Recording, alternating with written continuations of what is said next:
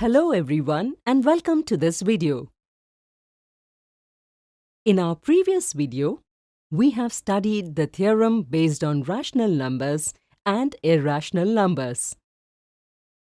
Now we will discuss decimal expansion of rational numbers. Can you write the decimal expansion of these rational numbers? To practice this, pause the video to try and then check your answer.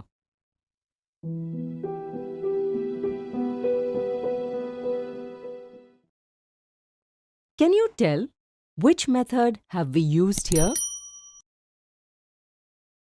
Perfect! We have used the division method here.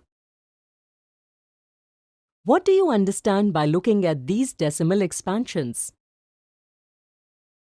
You studied in your last class that the decimal expansion of a rational number p upon q, where q is not 0, will either be terminating, like here.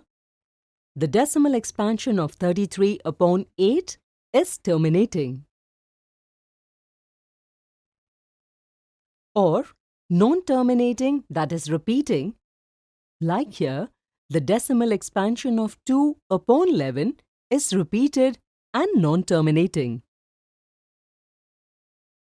Now, the question is, should we use the same method to find out whether the decimal expansion of a rational number is terminating or non-terminating? Or do we have some other method as well?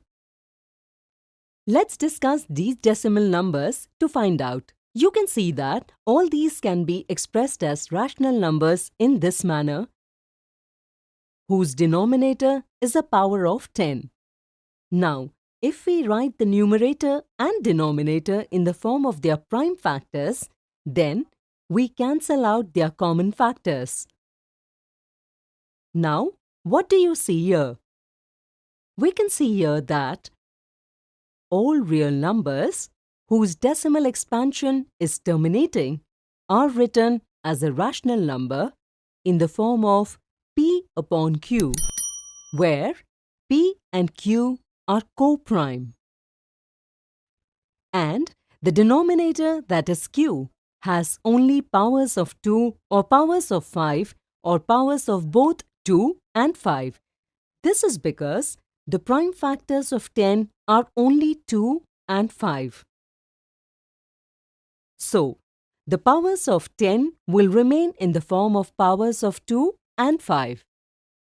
Based on this, we can say that if x is a rational number whose decimal expansion is terminating, then x can be expressed as p upon q, where p and q are co-prime, and the prime factorization of q is 2 raised to the power n into 5 raised to the power m, where n and m are non-negative integers.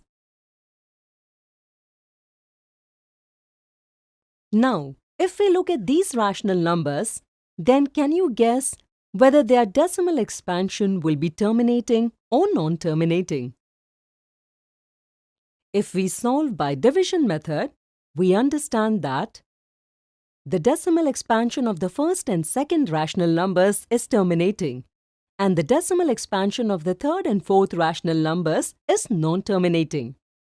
If we take the numerator and denominator of these rational numbers in the form of prime factors, you will see that the denominator of terminating rational numbers can be written as 2 raised to n into 5 raised to m, while the denominator of non-terminating rational numbers cannot be written in this format.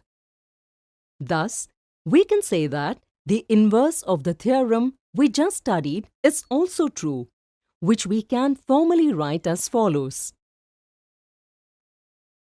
Suppose x equals p upon q is a rational number such that q is in the form of 2 raised to n into 5 raised to m, where n and m are non-negative integers.